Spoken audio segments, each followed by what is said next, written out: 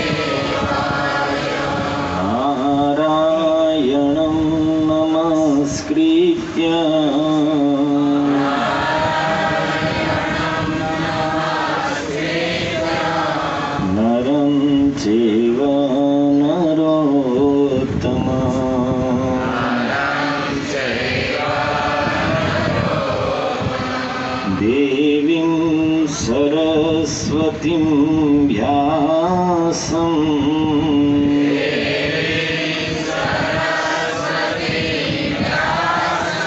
ततो जयेमुदीरये।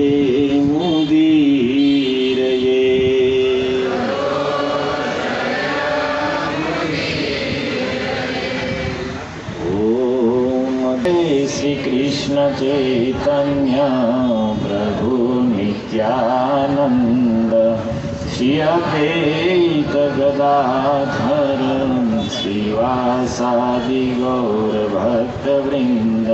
हरे कृष्णा कृष्णा कृष्णा हरे हरे, हरे राम राम राम हरे हरे। हरे कृष्ण। गुजराती में, हिंदी में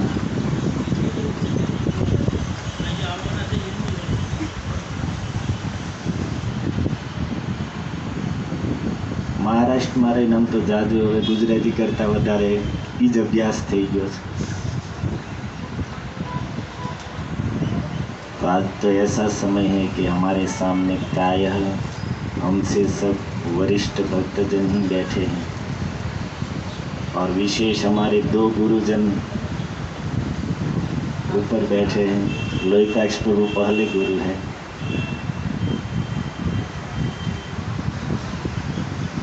आप सभी वैष्णव के चरणों में दंडवत प्रणाम करते हैं।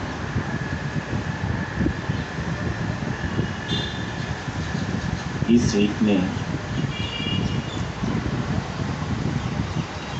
श्रील रूप गोस्वामी पाद का तिरुभाव दिन आया। हमने विचार किया कि सब भक्तों का समाज ही होगा तो क्या प्रसंग कहा जाए। तो कैलेंडर देखा तो स्मरण में आया कि चलो हम जिसके अनुगामी हैं उस रूप गोस्वामी का तिरुभाव दिन है तो रूप गोस्वामी के जीवन पर ही कुछ चर्चा करते हैं। और उस पर भी यहाँ पर आकर जब लोकपाल के मुख से जे आनीलो प्रेम धन सुना तब तो और उत्साह बढ़ गया। प्रसंग के अनुरूप ही भजन भी आ गया।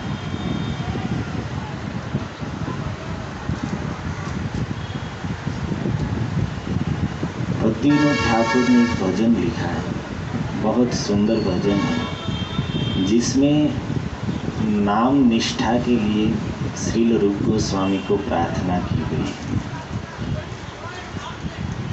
3 भजन हैं हमारे पास जिसमें भक्तिविनोद ठाकुर ने नाम के प्रति रुचि प्राप्त हो, नाम में निष्ठा प्राप्त हो, नाम का स्मरण निरंतर बना रहे, इसके लिए रूप गोस्वामी को प्रार्थना की है। प्रायः हम लोग नाम के प्रति रुचि बढ़ाने के लिए नामाचार्य की जिसको महाप्रभु ने पदवी दी है, ऐसे हरिदास ठाकुर जी को याद करते हैं, प्रार्थना करते हैं। लेकिन सच्चिदानंद भक्ति विनोद ठाकुर जी ने रूप गोस्वामी के चरणों में प्रार्थना की। उसका कारण है, एक ही श्लोक रूप गोस्वामी ने नाम महिमा का ऐसा अद्भुत लिखा कि नामाचार्य हरिदास ठाकुर नाच उठे कि हमने जीवन में बहुत नाम की महिमा सुनी है, संतों के मुख से, वेद पुराण शास्त्रों में पढ़ी है, लेकिन ऐसी नाम की मधुरिमा आज तक हमने सुनी नहीं है और देखी नहीं है।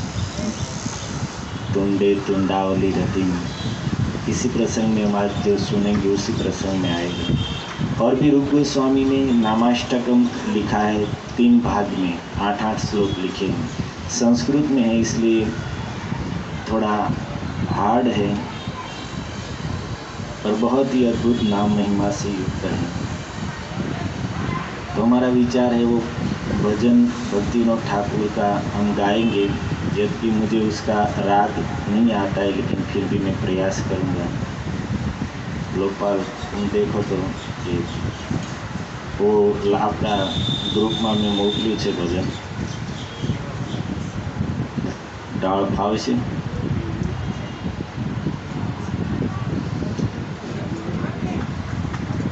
ये भजन के जो शब्द है वो समझने लायक है।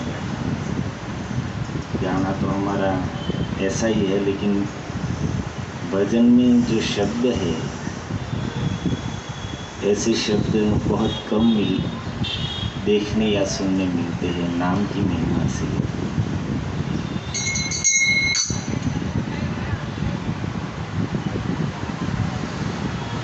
जो भक्तों के पास है 2-3 मिलकर देखकर आप गाइए, साथ में प्रयास कीजिए। वाच्य ओ वाचक दुई स्वरूप तुम्हारा, वाचक तव श्री विग्रह चिदानंदाकार।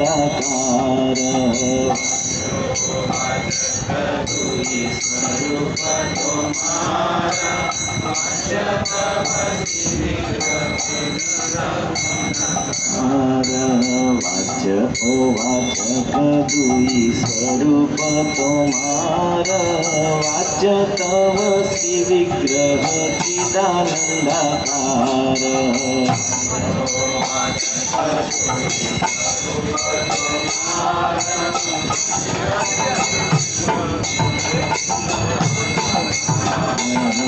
वाचक स्वरूप तव श्री कृष्णादि नाम, वर्ण रूपी सर्व जीव आनंद विश्राम।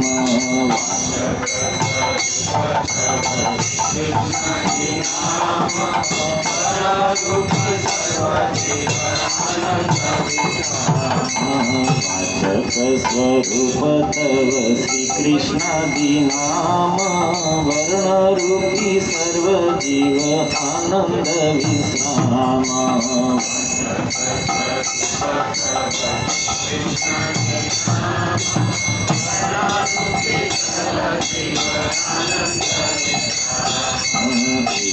दुई स्वरूपे तव अनंत प्रकाश, दया करी देय जीवे तुम्हार विलास।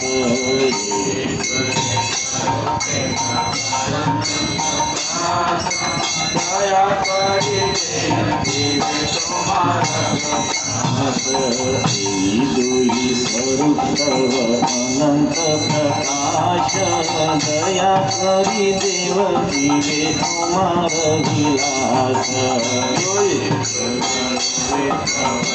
अनंत प्रकाश, दया करी देव जीवे तुम्हार विलास। किंतु जानियाछि नाथ वाचक स्वरूप, वाच्यापेक्षा दयामय एहि अपरूप।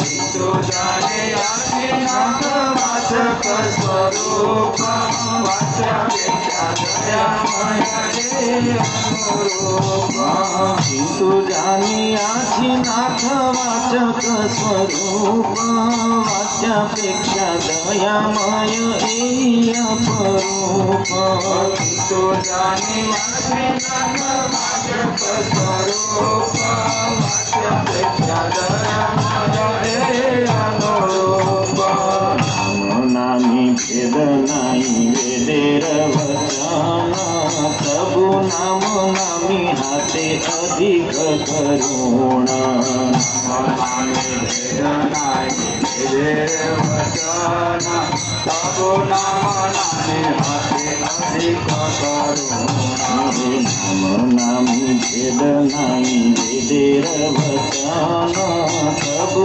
नाम नामी हाते अधिक करुण नाम नामे भेद नाही वेदेर वचन प्रभु नाम नामे हाते अधिक करुण कृष्ण अपराधी जगे नामे श्रद्धा करी प्राण भरी डाके नाम राम कृष्ण हरि अपराधी जगे नामे श्रद्धा करी प्राण भरी डाके नाम राम कृष्ण हरि अपराधी जगी नामे श्रद्धा करी प्राण भरी डाके नाम राम कृष्ण हरि अपराध जगे नाम श्रद्धा करी प्राण भरी डाके नाम राम कृष्ण हरि अपराध धीरे जाय आनंद सागरे भासे से अनायासे रसेर पथारे अपराध धीरे जाय आनंद सागरे भासे से अनायासे रसेर पथारे अपराध दूरे जाय आनंद सागरे भासे से अनायासे रसेर पथारे अपराध धीरे जाय आनंद सागरे भासे से अनायासे रसेर पथारे विग्रह स्वरूप वाचे अपराध करी शुद्ध नामाश्रय से अपराध करी स्वरूप वाचे अपराध करी शुद्ध नामाश्रय से अपराध करी विग्रह स्वरूप वाचे अपराध करी शुद्ध नामाश्रय से अपराध करी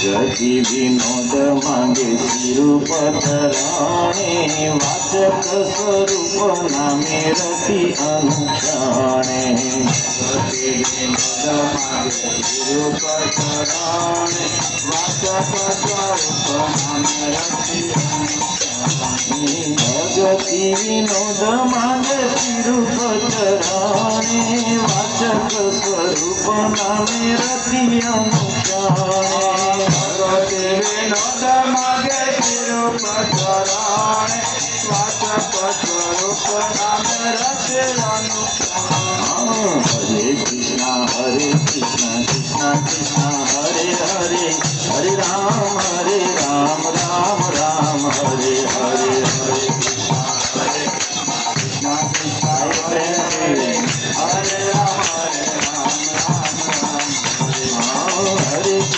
हरे कृष्णा कृष्णा कृष्णा हरे हरे हरे राम राम राम हरे हरे हरे कृष्णा हरे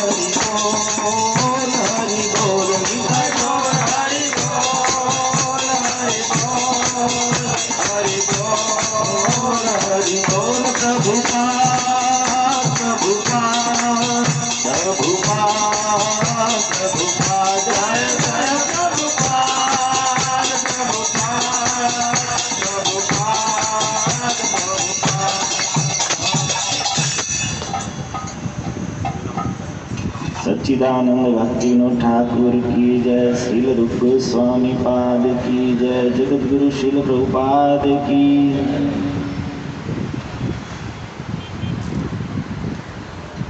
तो कहना है हमें रूप गोस्वामी का चरित्र, लेकिन ये भजन इतना सुंदर। रूप गोस्वामी के चरणों में भक्ति विनोद ठाकुर ने जो प्रार्थना की है,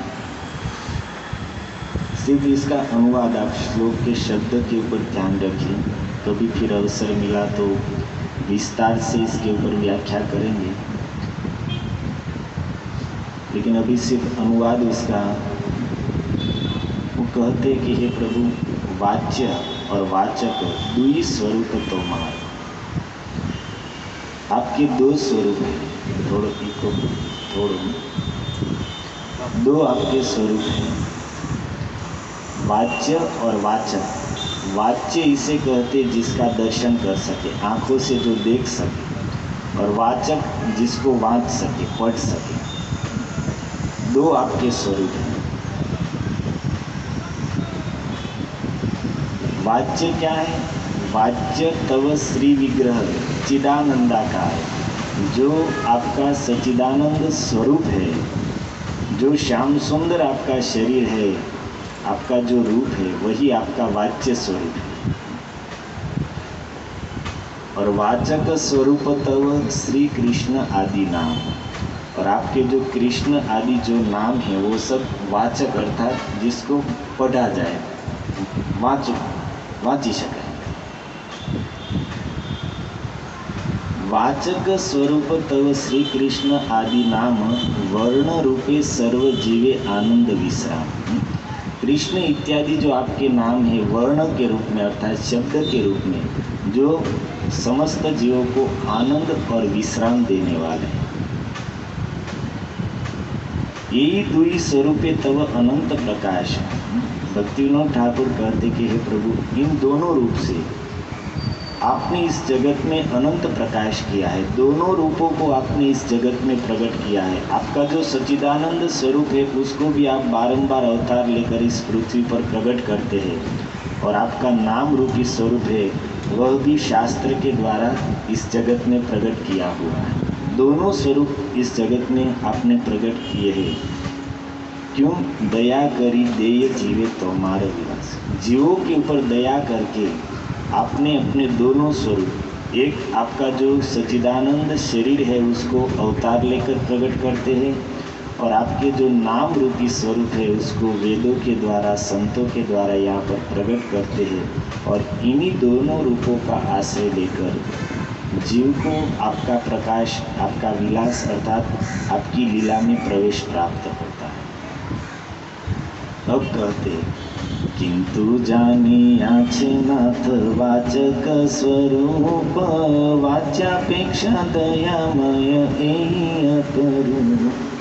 परंतु हे प्रभु, वेद शास्त्र पुराणों का अध्ययन करके सत्संग के प्रभाव से हमने इस बात को जाना है कि आपका जो वाच्य स्वरूप है उससे वाचक स्वरूप अधिक दयामय, अर्थात आपका जो मूल रूप है, कृष्ण रूप है, उससे भी आपका नाम रूपी स्वरूप है वो अधिक दयामय है। यद्यपि नाम नामे भेद नहीं, नाम नामे भेद नहीं वेदेर वचन। वेद कहता है कि हे कृष्ण, आप में और आपके नाम में कोई भेद अंतर नहीं है, तब फिर भी नाम नामी हाथे अधिक करूं। फिर भी आपसे आपका नाम अत्यंत करुणामय है, दयामय है। कृष्ण अपराधी यदि नामे श्रद्धा करी, प्राण भरी डाके राम कृष्ण हरि। हे प्रभु, आपके प्रति किसी जीव ने अपराध किया है, लेकिन आपका अपराधी जीव भी आपके नाम में श्रद्धा रखकर मन भर के आपके राम कृष्ण हरि इत्यादि नाम डाके अर्थात उच्चारण करता है, तो अपराध दूरे जाए आनंद सागरे। तो अपराध उसके समस्त नष्ट हो जाएंगे और वह भाष्य से अनायासे रसेर पाथार, वो आनंद प्राप्त करेगा और आपके नाम के बल से रसेर पाथार भाषे, जितने भी रस है, आध्यात्मिक जगत के जितने भी रस है, भक्ति के जितने रस है, उन सबको सहज में वो जान लेगा, उस सभी रसों को नाम के आश्रय से प्राप्त कर लेगा। विग्रह स्वरूप वाच्य अपराध करी, शुद्ध नामाश्रय से अपराधे तरी। अगर आपके विग्रह स्वरूप में किसी ने अपराध किया है, जो भक्त लोग अल्टर में सेवा के लिए जाते हैं, उसके लिए बहुत काम की वस्तु है, क्योंकि विग्रह सेवा ऐसी वस्तु है, पंचरात्र विधि के अनुसार कुछ ना कुछ त्रुटि रह ही जाती है, चाहे कितनी भी सावधानी रखी जाए। कुछ नहीं है तो श्रद्धा में कमी तो रहेगी, लेकिन ऐसे विग्रह के प्रति अपराध करने वाले भक्त भी अगर शुद्ध नामाश्रय, शुद्ध भाव से नाम का आश्रय करेंगे तो उसके सारे अपराध समाप्त हो जाएंगे।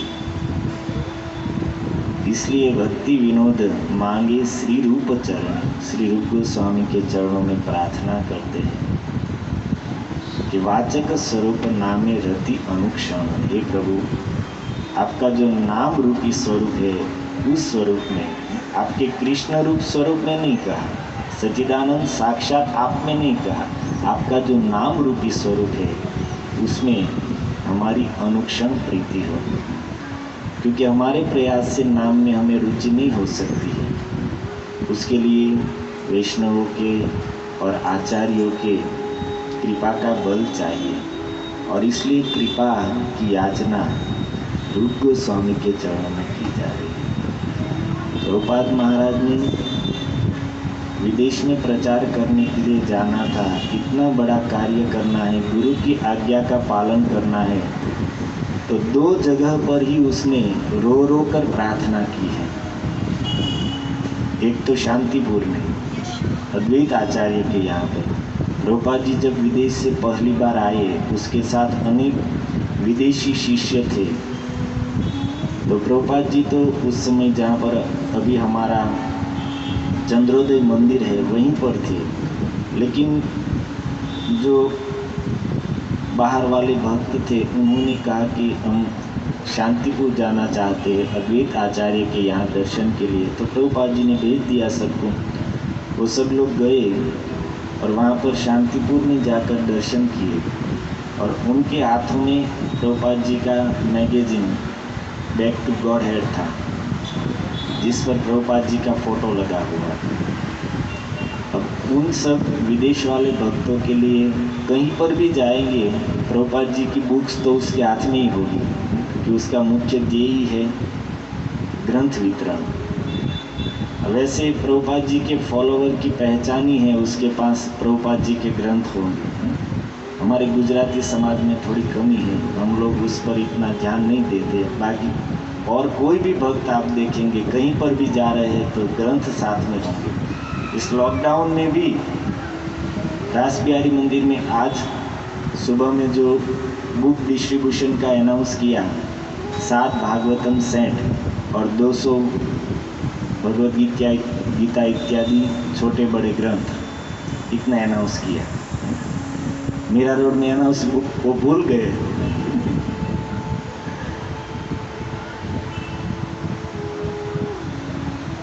तो इन लोगों के पास मैगजीन के ऊपर प्रभुपाद जी का फोटो था,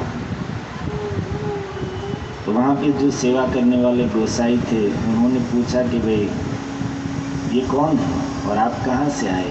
तो कहा कि भाई हम लोग तो अमेरिका से आए हैं और ये हमारे गुरु जी हैं। अच्छा, ये भक्ति वेदांत स्वामी आपके गुरु हैं? तो हम उससे मिलना चाहते हैं। उन गोसाइयों ने कहा तो चलिए हमारे साथ, वो चंद्रोदय मंदिर में है। तो साथ में लेकर गए और रास्ते में बातचीत हुई कि कैसे, उन शिष्यों ने पूछा कि आप कैसे हमारे गुरु जी को जानते हैं? तो उन गोसाइयों ने कहा कि जब भक्तिवेदांत स्वामी विदेश में आए उससे पहले जब वो यहाँ पर थे कलकत्ता में, तो बारंबार यहाँ पर आते थे शांतिपुर में, और जब भी आते थे घंटों घंटों तक रहते थे और आँख में आंसुओं के साथ अद्वैत आचार्य से प्रार्थना करते थे कि हे आचार्य, आप ही बल है, मुझे गुरु की आज्ञा पालन का जो बल चाहिए वह आपसे ही प्राप्त हो सकता है। क्योंकि नरोत्तम दास ठाकुर ने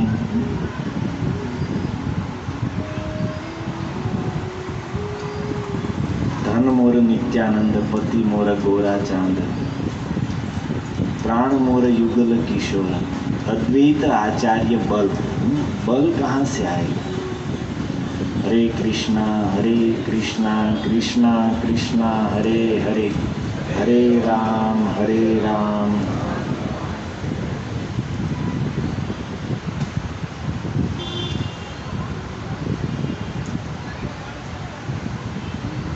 हमें भी अगर भक्ति में बल चाहिए तो आचार्य, अद्वैत आचार्य का ही आश्रय लेना पड़ेगा। और इसलिए प्रभुपाद जी ने उससे प्रार्थना की। और दूसरा, श्रील रूप गोस्वामी, राधा दामोदर मंदिर में रहने का प्रभुपाद जी का प्रयोजन ही यही था कि वहाँ पर रूप गोस्वामी की समाधि थी।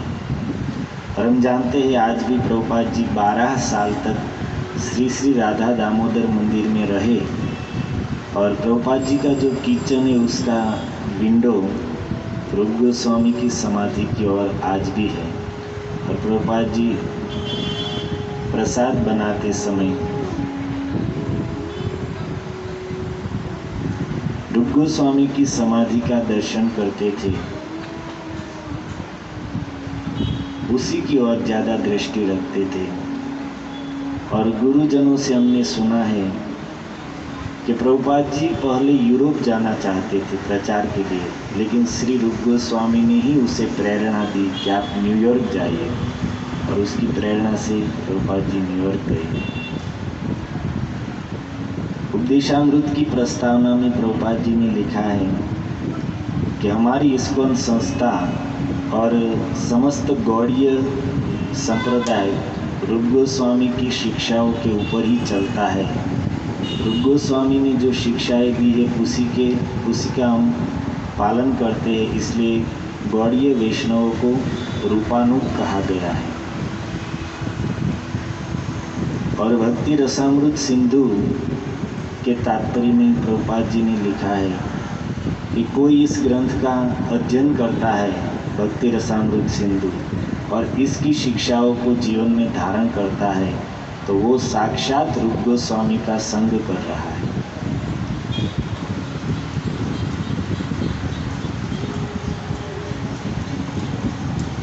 तो इसलिए आज पूज्य मातुश्री की तिथि पर कुलीबा हमें याद आ रहा है कि मीरा रोड मंदिर में बा प्रायः किचन के पास बैठते थे और प्रणाम करके जब कहते थे बा माथे हाथ मूको तो दिल थी बे हाथ माथा ऊपर मूकता।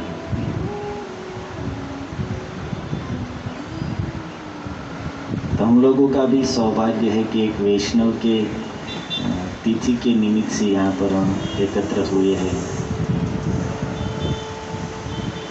और विशेष संयोग भी बन रहा है कि श्री रूप गोस्वामी का तिरोभाव दिन आ रहा है। वैसे तो आप सब भक्त लोग रूप गोस्वामी के बारे में जानते हैं, पढ़ते हैं, बारंबार सुन भी चुके हैं, लेकिन जीवन की सफलता यही है कि ऐसे महान आचार्यों के बारे में बारंबार सुना जाए और उसकी शिक्षाओं का बारंबार चिंतन, स्मरण, मनन किया जाए। इसी में भक्ति मार्ग की, अध्यात्म मार्ग की सफलता है।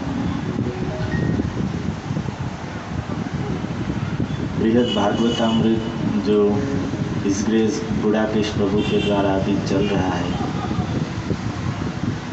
उसमें सनातन गोस्वामी ने बहुत ही सुंदर और अद्भुत बात लिखी है।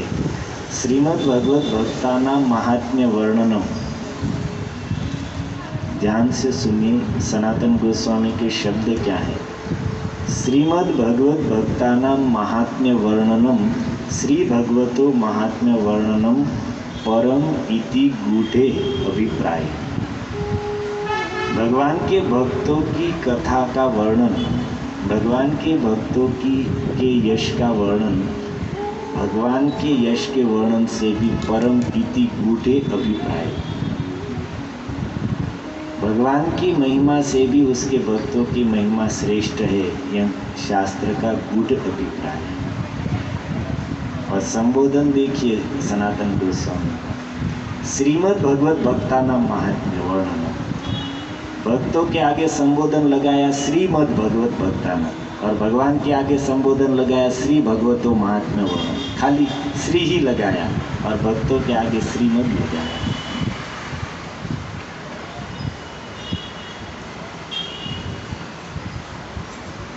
रूप गोस्वामी तत्व से तुम जानते ही है, साक्षात रूप मंजरी थे। और क्या उसका प्रभाव, उसकी महिमा होगी कि हम रूप गोस्वामी के चरित्र में पढ़ते हैं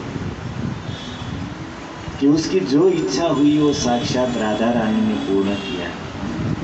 टेर कदम में जब रूप गोस्वामी थे और सनातन गोस्वामी उस समय नंदगांव में पावन सरोवर के तट पर भजन कर रहे थे, और एक दिन अपने भाई को मिलने की इच्छा से टेर कदम सनातन गोस्वामी गए। उसका एकदम दुबला पतला शरीर देखकर रूप गोस्वामी को दुख हुआ कि अरे मेरे भाई सनातन, कैसा उसका वैभव था, कैसा उसका शरीर था, लेकिन तपस्या के कारण आज एकदम जीर्ण हो गया। मेरे पास आज कुछ है नहीं, कुछ होता तो मैं उसे अवश्य खीर बनाकर खिलाता। इतनी इच्छा रूप गोस्वामी की हुई। तो आप जानते ही है, राधा रानी साक्षात एक ब्रज बालिका के रूप में आई और खीर बनाकर देकर चली गई। और भी रूप गोस्वामी ने अपने ग्रंथ विलाप कुसुमांजलि में राधा रानी की उपमा, राधा रानी की चोटी की उपमा सर्पिणी नागिन से दी है। और सनातन गोस्वामी को जब ग्रंथ दिखाया तो उसको ये उपमा ठीक नहीं लगी। तो उसने कहा कि रूप, आपको नहीं लगता है कि किशोरी की वेणी की उपमा सर्पिणी से देना, मुझे लगता है इसमें कुछ सुधार करने की आवश्यकता है। रूप गोस्वामी ने कहा ठीक है, हम इसमें कुछ सुधार कर लेंगे। और वहाँ से सनातन गोस्वामी निकले राधा कुंड के तट के आसपास। क्या दृश्य देखा, व्रज की एक लाली झूला झूल रही है, उसकी सखियाँ झूला रही है। और सनातन गोस्वामी ने दूर से देखा कि वो जो बालिका झूला कर रही है उसके पीछे एक काली सर्पिणी ऐसे फैन लगाकर बैठी है। सनातन गोस्वामी इस दृश्य को देखकर दौड़े, अरे लाली तेरे पीछे सर्प है, अरे लाली तेरे पीछे सर्प है। जैसे ही वहाँ पहुँचे तो वो सब दृश्य अदृश्य हो गया, वहाँ पर कुछ था ही नहीं। तुरंत समझ गए। और सनातन गोस्वामी ने वहाँ पर कहा है कि संसार के बड़े बड़े कवि और भक्त हुए, जो कुछ लिखते हैं तो पढ़कर लिखते हैं, सुनकर लिखते हैं, लेकिन आज मुझे समझ में आया कि मेरा भाई जो लिखता है वो देख कर लिखता है, न पढ़ के लिखता है न सुन के लिखता है। ऐसी अद्भुत महिमा। और हम लोगों के लिए सौभाग्य है कि उस रूप गोस्वामी के हम अनुयायी हैं, अनुगामी हैं।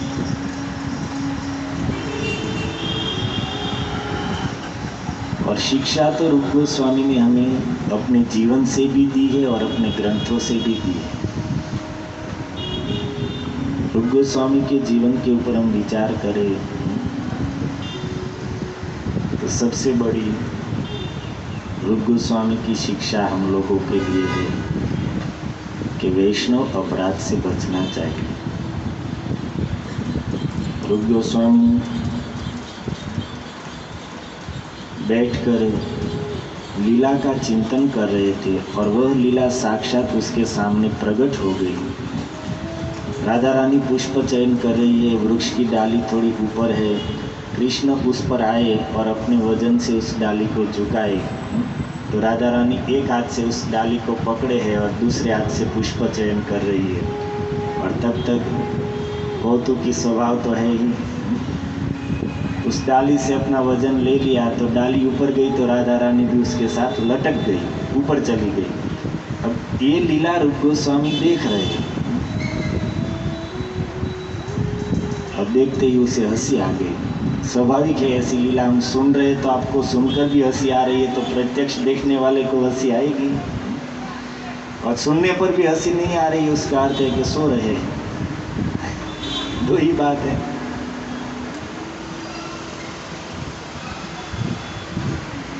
उसी समय रूप गोस्वामी जो लीला देख रहे थे वो दृश्य बंद हो गया। बहुत प्रयास करने पर भी कई दिनों तक लीला स्फूर्ति नहीं हुई। तो अत्यंत दुखी होकर सनातन गोस्वामी के पास गए और कहा कि हमें लगता है कि हमसे कुछ वैष्णव अपराध हो गया है, तभी हमारी लीला चिंतन रुक गया है। तो फिर सनातन गोस्वामी तो बुद्धि में बृहस्पति थे, ब्रजवासी लोग अपनी समस्याओं का समाधान करने के लिए सनातन गोस्वामी के पास आते थे और राजमंत्री थे ही, ऐसे समाधान करते थे ब्रजवासी प्रसन्न हो जाते थे। तभी तो मुंडिया पूर्णिमा के दिन पूरा ब्रज मुंडन करा के गोवर्धन महाराज की परिक्रमा करते थे। इतना आदर था सनातन गोस्वामी का ब्रज में। तो फिर सभी वैष्णवों को आमंत्रण दिया और सब आए हैं। सबके बीच में संकोच छोड़कर, अपनी महानता छोड़कर रूप गोस्वामी हाथ जोड़कर खड़े हो गए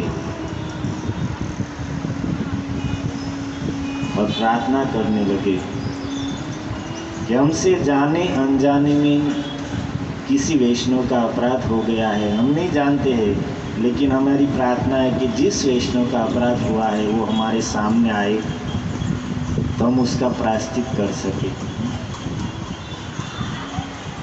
तो जिसका अपराध, बात यह थी कि रूप गोस्वामी को जिस समय हंसी आई उस समय वहाँ से एक वैष्णव जो पंगु थे, अपनी भाषा में लंगड़ा, वहाँ से बरोबर निकले और उसी समय रूप गोस्वामी को, जो हमने लीला का वर्णन किया, उस लीला को देखते हुए हंसी आ गई। अपनी भाषा में कहीं कागड़ा ने बैसून डालने भांगी। तब उस वैष्णव को लगा कि अरे, हमारे लंगड़ेपन पर संसार के लोग तो हंसते, लेकिन रूप गोस्वामी जैसे महान संत भी हम पर हंस रहे, तो उसको बहुत दुख लगा और उसी के कारण रूप गोस्वामी की लीला स्फूर्ति बंद हो गई थी। तो सामने आए रूप गोस्वामी ने उसके चरणों में क्षमा प्रार्थना की और जो हकीकत थी वो सब उसे बताई। और तब फिर से पूर्ववत रूप गोस्वामी को लीला का दर्शन होने लगा।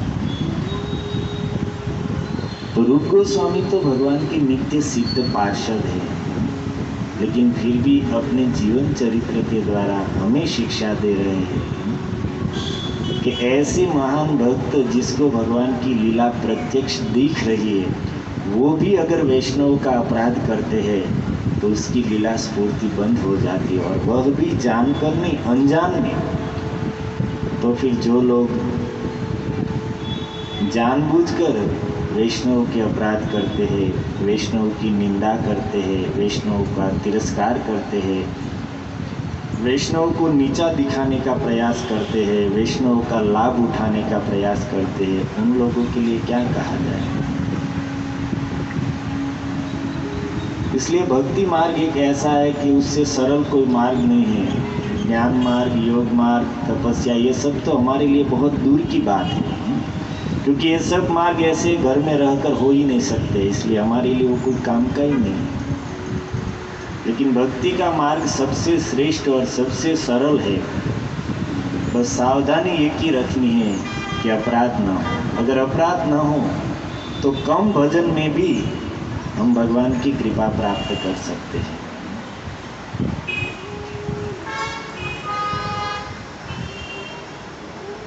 तो भक्ति मार्ग में एक ही सावधानी रखनी है, क्योंकि महाप्रभु ने कहा है कि भक्ति है वो तो एक नाजुक लता के समान है,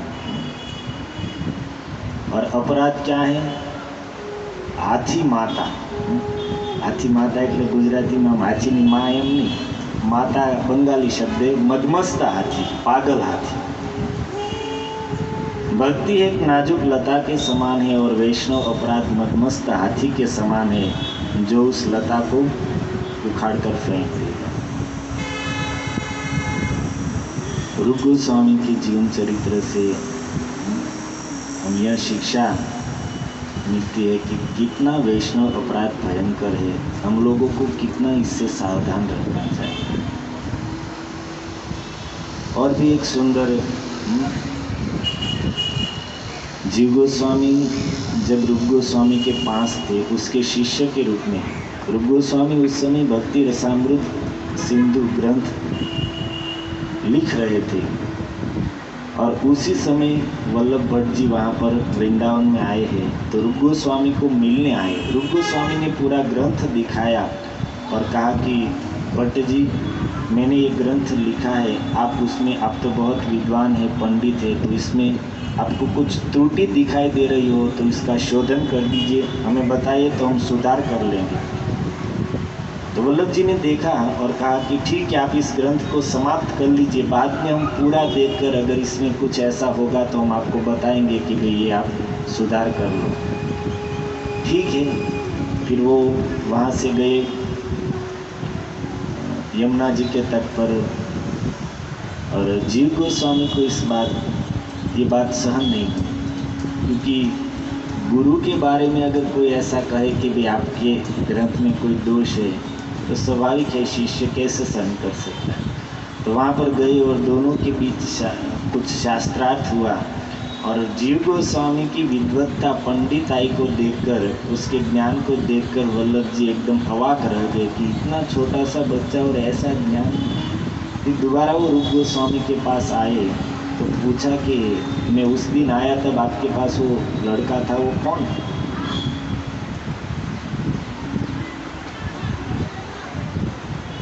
रूप गोस्वामी कहते कि वो वैसे संबंध में शारीरिक दृष्टि से मेरा भतीजा है और आध्यात्मिक दृष्टि से मेरा शिष्य है। तो फिर जो घटना हुई थी वो बताई। फिर वल्लभ जी तो चले गए, लेकिन जीव गोस्वामी आए तो रूप गोस्वामी ने उसको डांटा है, अरे तू छोटी उम्र में ही इतना बड़ा विद्वान बन गया। वैष्णव कौन है?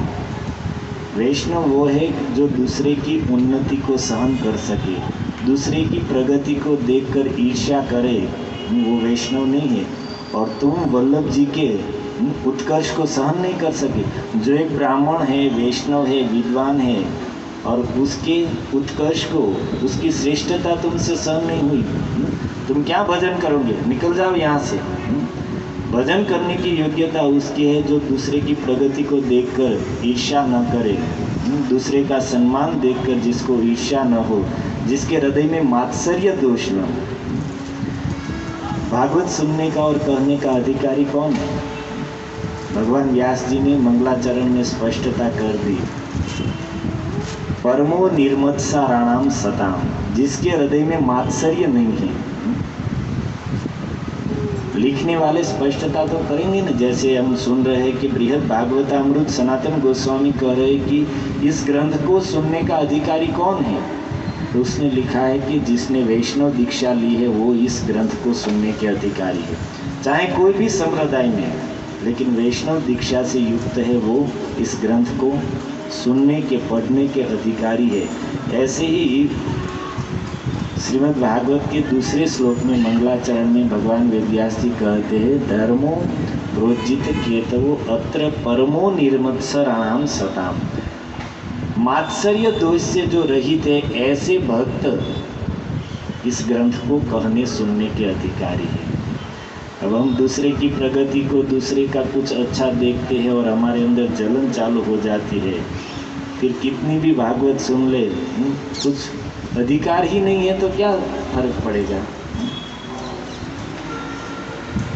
और आज की भाषा में अगर विश्लेषण किया जाए तो श्रोता है तो सुनने के अधिकारी रह जाएंगे, लेकिन वक्ता लगभग निकल जाएंगे। सब एक दूसरे से जल रहे हैं।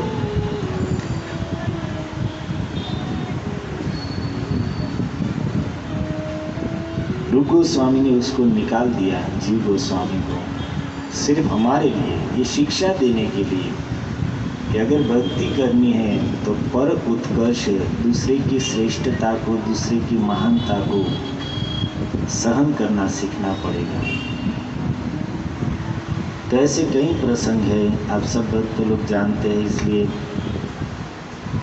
मैंने सोचा कि कुछ अधिक न कहते हुए रूप गोस्वामी का महाप्रभु से मिला चलने कैसे मिलन हुआ, कविराज गोस्वामी ने इस प्रसंग को चैतन्य चरितामृत अंत्य लीला के प्रथम प्रकरण में लिखा है। तो जो हमारे पास 15-20 मिनट का समय है या है ना, 7 વાગ્યા સુધી પછી કીર્તન નહીં કરીએ, લોકપાલ ટ્રાય કરીશું। ઓકે,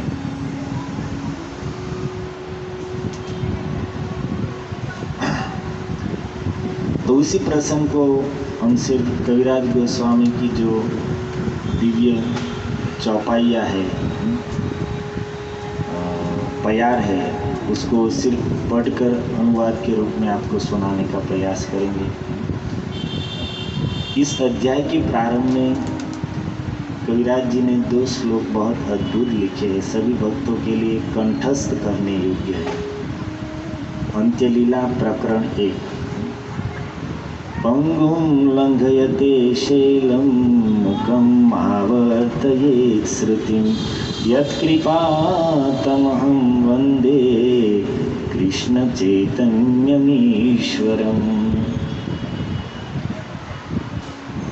ऐसा ही श्लोक श्रीधर स्वामी ने भागवत में लिखा है, पर वहाँ पर उसने शब्द प्रयोग किया है परमानंद माधवम, और यहाँ पर कविराज गोस्वामी कहते हैं कि जिसकी कृपा से पंगु व्यक्ति भी पर्वत को लांघ सकता है, और जिसकी कृपा से मुकम आवर्तयेत् श्रुति, मूक व्यक्ति भी वेदों का उच्चारण करने लगता है।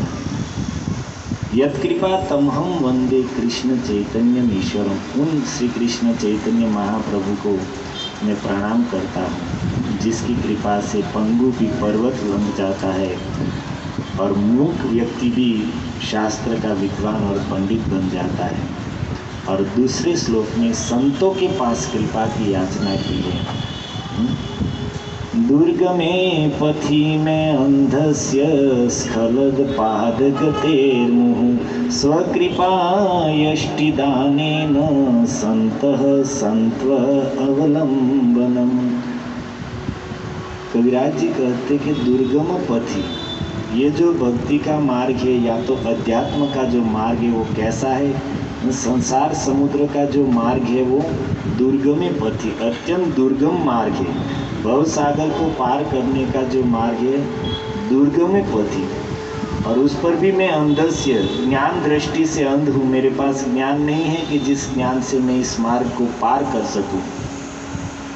स्खलद पाद गतेर मुहुः, मैं इस पर चलने का प्रयास तो कर रहा हूँ, लेकिन मेरे पैर बारंबार फिसल रहे हैं। दुर्गमे पथि में अंधस्य स्खलद पाद गतेर मुहुः, बारंबार मैं चलने का प्रयास कर रहा हूँ और बारंबार मैं फिसल रहा हूँ। तो स्वकृपा यष्टि दानेन संतः संत्व अवलंबनम। तो कहते कि हे संत समाज, सभी वैष्णवों से प्रार्थना करते कि स्वकृपा यष्टि, यष्टि का अर्थ होता है लाठी, हे वैष्णव अपनी कृपा रूपी लाठी का मुझे सहारा दीजिए। स्वकृपा यष्टि दानेन, अपनी कृपा रूपी लाठी का मुझे सहारा दीजिए ताकि मैं इस दुर्गम पंथ को सरलता से पार कर सकूं। श्री रूप सनातन भट्ट रघुनाथ, श्री जीव गोपाल भट्ट दास रघुनाथ, हे छै गुरुर करो चरण वंदन, यहाँ है ते विघ्न नाश अभीष्ट पूरण। नरोत्तम दास ठाकुर ए छाई गोसाई लिखते हैं और कविराज गोस्वामी ए छाई गुरुर करी चरण वंदन। तो प्रसंग तो इस प्रकार है कि जब रूप गोस्वामी नवाब हुसैन शाह की कार्य से मुक्त होकर अपने भाई अनुपम के साथ प्रयागराज में आए हैं, महाप्रभु से वहीं पर उसका प्रथम मिलन हुआ था। तीर्थराज प्रयाग हम लोग गए थे लास्ट समय। अब कितने समय तक वो लास्ट यात्रा रहेगी, दूसरी जगह जाएंगे तब वो लास्ट बंद होगी ना, तब तक तो अपने हमणा याद एम ज याद राखवानुं। तो वहाँ पर दशाश्वमेध घाट पर महाप्रभु ने 10 दिन तक रूप गोस्वामी को शिक्षा दी। उसमें समस्त प्रकार रस तत्व, भागवत तत्व, प्रेम तत्व, कृष्ण तत्व, भक्ति तत्व सभी का ज्ञान दिया। और सिर्फ ज्ञान ही नहीं दिया, रूप गोस्वामी के अंदर महाप्रभु ने अपनी शक्ति का संचार भी किया। और फिर आदेश दिया कि रूप अब आप यहाँ से वृंदावन जाइए, मैं नीलाचल जा रहा हूँ, बाद में तुम वहाँ पर आकर मुझे मिलना। फिर रूप गोस्वामी वहाँ से अपने भाई अनुपम के साथ वृंदावन गए हैं और वहाँ पर उस समय सुबुद्धि राय जी थे। तो उसके साथ रूप गोस्वामी ने 12 वन के दर्शन किए हैं, सभी कृष्ण लीला स्थलियों के दर्शन किए। और वहाँ पर रहते समय रूप गोस्वामी ने मन में विचार किया कि मैं कृष्ण लीला को नाटक के रूप में, ग्रंथ के रूप में लिखूंगा।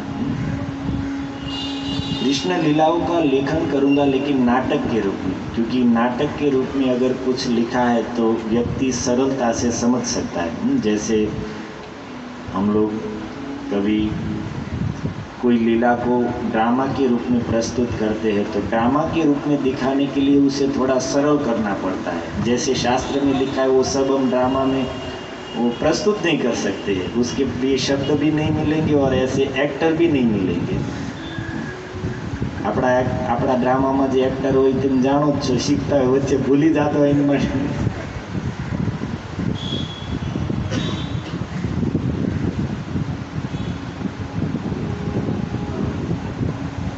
तो ऐसी रूप गोस्वामी ने ब्रज लीला, द्वारिका की लीला, सभी कृष्ण लीला को एक नाटक के रूप में लिखने का विचार किया। और उसने लिखा भी, मंगलाचरण लिखा, प्रस्तावना लिखी, कुछ प्रसंग भी लिखे होंगे। और फिर उसके हृदय में महाप्रभु के दर्शन की लालसा जागृत हुई। तो गौड़ देश जाने के लिए निकले दोनों भाई वृंदावन से, क्योंकि गौड़ देश अर्थात बंगाल के सभी भक्त रथ यात्रा के समय महाप्रभु के पास जाते हैं।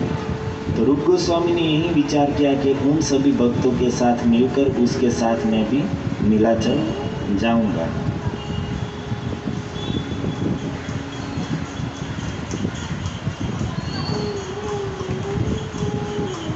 पथे चली ऐसे नाटकेर घटना भावी थी।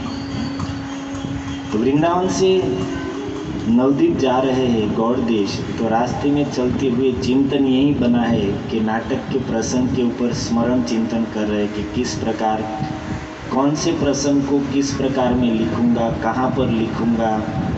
नाटक में बहुत सब बातें आती है, उसके नियम कई प्रकार के आते हैं। तो रास्ते में चलते समय उन्हीं सब बातों का स्मरण चिंतन करते हुए जा रहे थे। और कड़चा करिया किछु लागिला लिखिते, और साथ में कड़चा थी, उसमें कुछ जो स्मरण में आ रहा था उन सब बातों को लिखते हुए चल रहे थे। क्योंकि ऐसा होता है कि अगर कुछ अच्छी बात है वो लिख नहीं ले तो भूल जाती है बात। तो तो इसलिए रूप गोस्वामी भी चलते हुए स्मरण कर रहे थे, लेकिन जो जो बात स्मरण में आती थी उसके मुख्य पॉइंट कड़चा में, कड़चा अर्थात આપણે કડચો એટલે આપણે દોયો થાય ને, ઓરિસ્સાની ભાષામાં, બંગાળી ભાષામાં કડચાનો અર્થ થાય ડાયરી. બે ડાયરી બહુ પ્રખ્યાત છે. આપણી ટેલિફોનની ડાયરી એની વાત નથી. સ્વરૂપ દામોદર ગોસ્વામીની ડાયરી અને મુરારી ગુપ્તજીની ડાયરી, બેના તમે શબ્દ સાંભળ્યો હશે, સ્વરૂપ દામોદર કડચા અને મુરારી ગુપ્ત કડચા, અર્થાત આ બંનેની ડાયરી. महाप्रभुનું चरित्र જેટલું પણ લખાણું છે वो सब, जितना भी चरित्र महाप्रभु का लिखा है वो सब इन दो डायरियों के आधार पर लिखा गया है. मुरारी गुप्त जी नवद्वीप में, महाप्रभु संन्यास से पहले 24 साल तक नवद्वीप में रहे. उस समय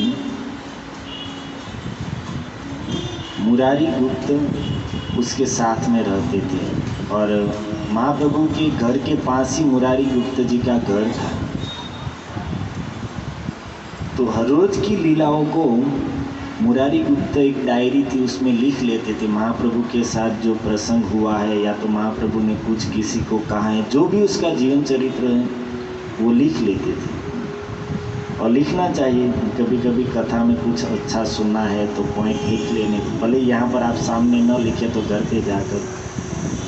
हमने भी एक बुक बनाई थी गुरु महाराज के साथ में, जो भी कुछ बैठे हैं तो महाराज जी ने कुछ कहा हो या कुछ ऐसा प्रसंग हुआ हो, हमको नहीं तो दूसरे को कुछ कहा हो, तो शाम को घर पे आकर एक डायरी में, एक बुक में लिख लेते थे, तारीख, समय, स्थान के साथ, ताकि हमें स्मरण में रहे कि गुरु महाराज के साथ यहाँ पर ये सब चर्चा हुई थी. तो ऐसे ही मुरारी गुप्त जी ने अपनी डायरी में सब लिखा था. और संन्यास के बाद 24 साल महाप्रभु जगन्नाथपुरी में रहे हैं और वहाँ पर उसके नित्य संगी थे स्वरूप दामोदर गोस्वामी. उसने भी अपनी डायरी में महाप्रभु के जीवन के हर रोज के प्रसंग लिखे हुए हैं.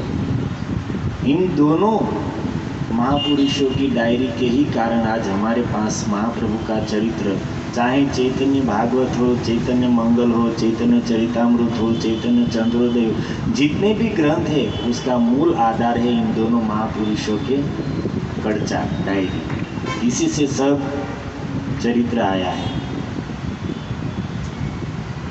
तो ऐसे ही रूप गोस्वामी ने भी अपने साथ जो डायरी रखी थी, जो स्मरण में प्रसंग आता था उसको लिखते हुए वो जा रहे थे. और जब गौड़ देश में पहुँचे, यही मते दुई भाई गौड़ देशे आईला, बंगाल में पहुँचे हैं. और गौड़े आसी अनुपमेर गंगा प्राप्ति है. और वहाँ पर पहुँचते ही अनुपम कौन थे? गोस्वामी और सनातन के छोटे भाई थे और जीव गोस्वामी के पिता थे. तो उसको गंगा प्राप्ति है, अर्थात उसका वहाँ पर शरीर छूट गया. प्रभुपाद जी ने लिखा है कि साधारणतया यही पूर्व काल में जब कोई व्यक्ति मरता था तो साधारणतया यही कहा जाता था कि उसे गंगा की शरण प्राप्त हो गई, गंगा शरण पाया. જેમ આપણે जैसे गुजरात में राम शरण पाया. और शब्द कितना सुंदर है, मरी ज्ञान, वया ज्ञान, ये બધા શબ્દ કરતા રામ શરણ કયો એ સમજ્યા. ઓફ થઈ ગયા, ઓફ થઈ ગયા એટલે બંધ થઈ ગયા. ગર્વથી કહેતા મારા પપ્પા ઓફ થઈ ગયા. ગુજરાતી કરી દો ભાઈ, બંધ થઈ ગયા.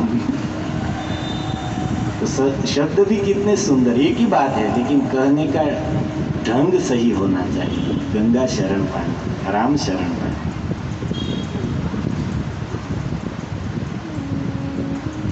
तो अनुपम जी का शरीर छूटा, उसके पीछे सब विधि करने में रूप गोस्वामी को थोड़ा स्वाभाविक है कि भाई का शरीर समाप्त हुआ है तो उसके पीछे जो क्रिया है वो सब करने में थोड़े दिन लग गए. और तब तक जो गौड़ देश के जो भक्त थे वो सब निकल गए. रूप गोस्वामी गए वहाँ पर, लेकिन थोड़ी देर हो चुकी थी तो किसी से मिलन नहीं हो पाया. प्रत्येक साल रथ यात्रा के समय 200 से 300 वैष्णव बंगाल से जगन्नाथपुरी आते थे और 3-4 महीना वहां पर रुकते थे। और शिवानंद सेन इन सभी वैष्णवों की सेवा करते थे। अब विचार कीजिए, शिवानंद सेन, उसके भाग्य के बारे में क्या कहा जाए।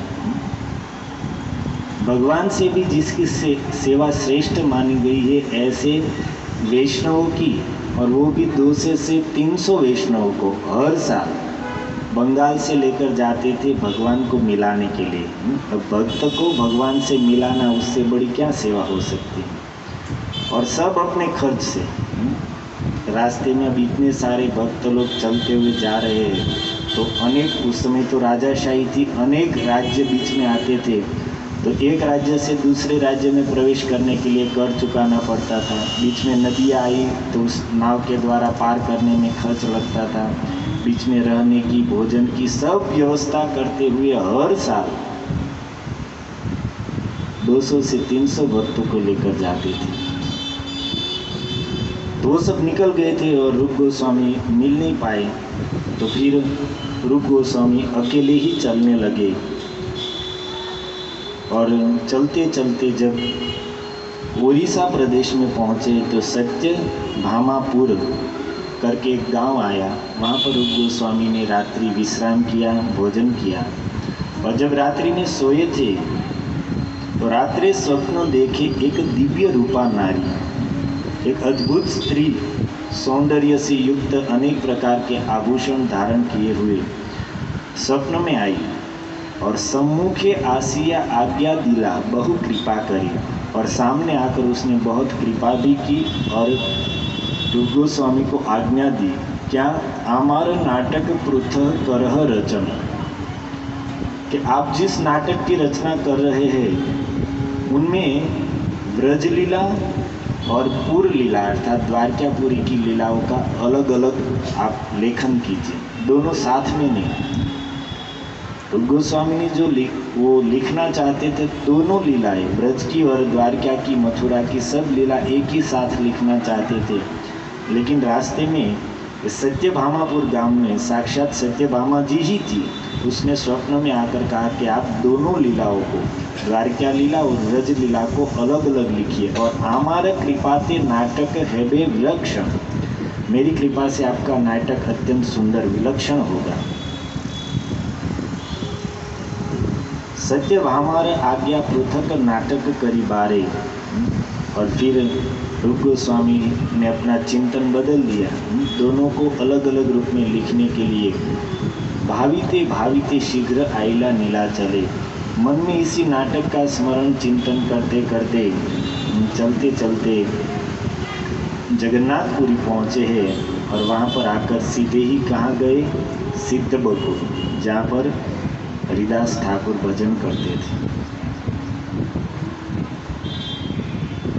हरिदास ठाकुर तार बहु कृपा के, और हरिदास ठाकुर ने रूप गोस्वामी को देखकर पहले तो बहुत प्रसन्न हुए और उस पर बहुत कृपा भी की। और कहते कि तुम्ही आसीबे मोर प्रभु ये कहिला, ये रूप आप आएंगे, ऐसी बात महाप्रभु ने पहले ही कह दी थी। लेकिन हरिदास ठाकुर संबोधन क्या कर रहे हैं, मोर प्रभु, मेरे प्रभु ने पहले ही कहा। महाप्रभु ने या सिर्फ प्रभु ने नहीं कहा, मेरे प्रभु ने, अर्थात अपनापन दिख रहा है बातों में ही। जैसे मान लीजिए हम लोग कोई राधा गिरधारी मंदिर जाकर आए हैं, पूछे कहाँ गए थे प्रभु जी, तो क्या कहेंगे, अपना मंदिर गया था। શું કહે તમે એમ કહો કે શ્રી શ્રી રાધા गिरधारी મંદિરે ગયા હતા એમ કહેશો? રાસબિહારી મંદિરે જઈને આવ્યો ને પૂછે શું કહેશો, રાસબિહારી મંદિરે ગયા હતા? ત્યાં નહીં, છે બધું એક જ તે, પણ જ્યાં આપણને લગાવ હોય ત્યાં આપણો શબ્દ નીકળે। તો ઠાकुर हरिदास કહે છે, मोर प्रभु ये कहिला, मेरे प्रभु ने पहले ही कह दिया था कि तुम आई से, आप आएंगे। और फिर उपल भोग देखी हरिदासेर देखीते, प्रतिदिन आई से न प्रभु आईला आचंबिते। महाप्रभु का नियम था कि हर रोज उपल भोग अर्थात मंगला आरती जगन्नाथ जी की दर्शन करके अब जानते हैं जगन्नाथपुरी में मंगला आरती कितने बजे होती है? कनु भाई जाने छे? हैं?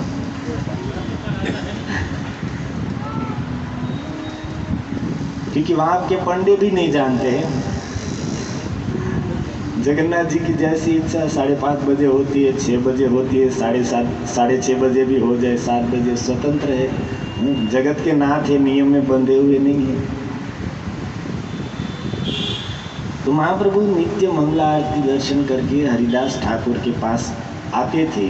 और आज भी आचंबिते आइला, अचानक महाप्रभु आए तो रूप दंडवत करे हरिदास कहिला। दोनों ने दंडवत प्रणाम किया। महाप्रभु ने हरिदास ठाकुर को उठाकर उसे मिले हैं। महाप्रभु का ध्यान नहीं था रूप आए हैं। हरिदास ठाकुर ने कहा हरिदास कहिला रूप दंडवत करे। तब महाप्रभु का ध्यान गया तो रूप गोस्वामी को उठाकर उसने गले से लगाया है, आलिंगन किया। और फिर महाप्रभु हरिदास रूपे लैया प्रभु वसीला एक स्थान में, दोनों को अपने साथ में लेकर एक स्थान पर बैठे हैं। कुशल प्रश्न, रूप गोस्वामी को सब समाचार कुशल मंगल पूछा है और इष्ट गोष्ठी केल कतक्षण, और फिर थोड़े समय के लिए कृष्ण चर्चा हुई है। और तब सनातनेर वार्ता यबे गोसाई पूछिला। महाप्रभु ने पूछा कि रूप आपके बड़े भाई सनातन कैसे है और कहाँ है? तो रूप कहे तार संग देखा न हैला, मेरा उसके साथ मिलन नहीं हुआ है। क्योंकि आमी गंगा पथे आइला तेहो राज पथे, मैं प्रयाग तक आया तो मैं गंगा जी के मार्ग से आया और सनातन राजपथ से वृंदावन के लिए निकल गया। मैं वृंदावन से आया और वो गए, लेकिन दोनों अलग अलग मार्ग से आए, इसलिए मेरा उसके साथ मिलन नहीं हुआ। अरे मिलन नहीं हुआ तो आपको कैसे मालूम हुआ कि सनातन राजपथ से गए हैं? तो कहते हैं प्रयागे सुनील तेहो गेला वृंदावन। प्रयाग में आया तो वहाँ पर लोगों के मुख से मैंने सुना कि भी सनातन आप यहाँ पर आए थे और वो राजपथ से वृंदावन जाने के लिए निकले हैं। तो सनातन गोस्वामी का समाचार सुनाकर फिर उसने कहा किस प्रकार उसके भाई अनुपम को गंगा प्राप्ति हुई, वो सब प्रसंग महाप्रभु को सुनाया। फिर गोस्वामी को वहीं पर सिद्ध बकुल में हरिदास ठाकुर के साथ ही रहने की व्यवस्था करके महाप्रभु वहाँ से निकले हैं अपने निवास स्थान पर। कहाँ पर रहते थे महाप्रभु? जगन्नाथपुरी में काशी मिश्र ना घरे। काशी मिश्र का जो घर था बहुत छोटा सा था और छोटे कमरे को वहाँ की उड़िया भाषा में गंभीरा कहते। तो आज भी हम उस स्थान को गंभीरा के नाम से जानते थे। काशी मिश्र जो प्रताप रुद्र के कुल पुरोहित थे, तो वहाँ पर जाने के लिए निकले और गोसाई संगी भक्त रूपेर मिलेला। महाप्रभु निकल गए। बाद में महाप्रभु के संग में जो भक्त लोग थे वो सब रूप गोस्वामी से मिले हैं। और आर दिने महाप्रभु सब भक्त लिया रूपे मिलाइला सबाए कृपात करिया। और एक दिन में दूसरे दिन ही महाप्रभु सभी भक्तों को साथ में लेकर आए हैं और वहाँ के जो भी भक्त थे उन सबको एक एक करके रूप गोस्वामी के साथ परिचय कराया है। और सबार चरण रूप करीला वंदन, और रूप गोस्वामी ने सभी भक्तों की चरण वंदना की और कृपा करी रूपे सबे केला आलिंगन, और सभी भक्तों ने रूप गोस्वामी को आलिंगन किया है। फिर विशेष आज्ञा महाप्रभु देते हैं, अद्वैत नित्यानंद तोमार दुई जने प्रभु कहे रूप पर कृपा कर काय मने। अद्वैत आचार्य और नित्यानंद प्रभु दोनों को विशेष रूप से महाप्रभु ने आज्ञा दी है कि आप दोनों शरीर से और मन से इसके ऊपर कृपा करो। तोमा दुहार कृपाते इहार है तेचे शक्ति याते विवरिते पारेन कृष्ण रस भक्ति। क्योंकि आप दोनों की कृपा से ही इसके अंदर ऐसी शक्ति आएगी कि ये कृष्ण भक्ति रस का वर्णन कर सकेंगे। महाप्रभु ने स्वयं कृपा नहीं की, पहले तो सभी भक्तों के पास कृपा कराई और बाद में नित्यानंद प्रभु और अद्वैत आचार्य के पास कृपा कराई। प्रश्न होता है कि स्वयं नहीं कर सकते थे? नहीं, क्योंकि भगवान ने जो कृपा का विभाग है वो अपने भक्तों को दिया हुआ है। जैसे मान लीजिए देश की पूरी जिम्मेदारी किसकी है? प्रधानमंत्री की, लेकिन अकेला व्यक्ति तो इतना बड़ा देश चला नहीं सकता है, इसलिए कई डिपार्टमेंट बना दिए जाते, विभाजन कर दिए जाते, ये मंत्रालय, वो मंत्रालय, ये मंत्रालय, और सबको अलग अलग सेवा सौंप दी जाती है ताकि व्यवस्था अच्छी तरह से हो सके। ऐसे ही भगवान ने इस सृष्टि की रचना की और इस सृष्टि को सुचारू रूप से चलाने के लिए अलग अलग लोगों को अलग अलग सेवाएं सौंप दी। ब्रह्मा जी को सर्जन का विभाग दे दिया है। अब पालन सबसे महत्वपूर्ण डिपार्टमेंट है, इसलिए भगवान ने अपने हाथ में रखा पालन का विभाग। संहार का शिव जी को दिया, और भी वर्षा का इंद्र को, सूर्य चंद्र सभी को अलग अलग विभाग दे दिए, और उसमें जो कृपा का विभाग था वो भगवान ने अपने भक्तों को दे दिया, वैष्णव को दे दिया कि कृपा करने का अधिकार आपको है। और भागवत में भगवान ने स्वयं अपने मुख से इस बात को स्वीकार किया है। दुर्वासा जी जब भगवान के पास गए, अम्बरीश महाराज का अपराध करने के कारण सुदर्शन उसके पीछे लगा हुआ था, तीनों लोक में भागने पर भी कहीं पर आश्रय नहीं मिला, अंत में वैकुंठ में गए हैं, कृपा करो करते हुए भगवान के चरणों में गिर गए हैं। भगवान वहाँ पर कहते कि दुर्वासा जी, आप अगर दूसरा कुछ कहते तो हम कर सकते थे, लेकिन आप बोल रहे कृपा करो, तो कृपा हम नहीं कर सकते। कृपा के बारे में हम स्वतंत्र नहीं है, कृपा का विभाग हमने हमारे भक्तों को दिया है। अहम भक्त पराधीन ही अस्वतंत्र इव द्विज। कृपा के बारे में मैं अस्वतंत्र हूँ। क्यों? अहम भक्त पराधीन, भक्तों के अधीन हूँ, कृपा का विभाग उसे दिया हुआ है। इसलिए अगर कोई भक्त कहते तभी मैं उसके ऊपर कृपा करता हूँ, या तो वो भक्त कृपा करे, नहीं तो वो भक्त मुझे प्रार्थना करे तो मैं कृपा करता हूँ। बाकी स्वतंत्र रूप से अहम भक्त पराधीन अस्वतंत्र इव द्विज। इसलिए कृपा चाहिए तो कहाँ जाना पड़ेगा? गिरधारी जी के पास, रास बिहारी के पास। कृष्ण कृपा मूर्ति, प्रभुपाद जी के लिए क्या हम शब्द प्रयोग करते हैं? कृष्ण कृपा की साक्षात मूर्ति है, वहाँ पर जाना पड़ेगा, वहाँ से कृपा आएगी। पावर हाउस उसे वो है। तो इसलिए प्रायः भक्ति विनोद ठाकुर के आप भजन देखेंगे तो उन्होंने बहुत कम ऐसे भजन है जहाँ पर उसने भगवान से कृपा की याचना की। वैष्णव के पास से, या तो हमारे कोई भी रूप गोस्वामी, स्वरूप दामोदर गोस्वामी, सनातन गोस्वामी, या तो अनंग मंजरी इत्यादि के नित्यानंद प्रभु, सभी भक्तों के चरणों में ही उसने कृपा की याचना की है। तो इसलिए यहाँ पर महाप्रभु कहते हैं कि आप दोनों की कृपा से ही इसके अंदर ऐसी शक्ति आएगी कि ये कृष्ण भक्ति रस का वर्णन कर पाएंगे।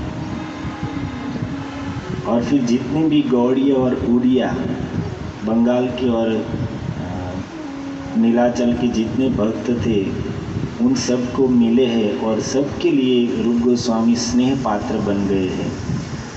प्रतिदिन 80 रुपये करे न मिलन, महाप्रभु हर रोज आते थे और रूप गोस्वामी से मिलते थे। और विशेष मंदिरे ये प्रसाद पान देन दुई जन, महाप्रभु को मंदिर से, जगन्नाथ के मंदिर से प्रसाद मिलता था। क्यों? क्योंकि महाप्रभु जब जाते थे तो महाप्रभु के सौंदर्य से, उसके प्रेम के लक्षणों से वो सब पंडा पुजारी आकर्षित थे। और इतना ही नहीं, प्रताप रुद्र जो वहाँ के राजा थे, उसने स्पेशल उन सब पंडों को आदेश दिया हुआ था कि महाप्रभु आए तो उसकी सेवा करना। तो इस कारण से महाप्रभु जब जाते थे तो वहाँ पर उसको जगन्नाथ जी का पान है, फिर पुष्पमाला है, और भी जो प्रसाद है वो सब पंडालों देते थे। हमको कोई नहीं देगा। हमारे मंदिर में भी अगर मंदिर में आपको जाना है और भगवान की कुछ पुष्पमाला या कुछ महाप्रसाद प्राप्त करना है तो पुजारियों के साथ संबंध अच्छा रखना पड़ेगा, उसकी कुछ सेवा करनी पड़ेगी। कलयुग है भाई, सब जगह पर थोड़ा करना पड़ता है। कृपा प्राप्त करने के लिए भी रिश्वत देनी पड़ती है, रिश्वत नहीं बस सेवा देनी पड़ती है।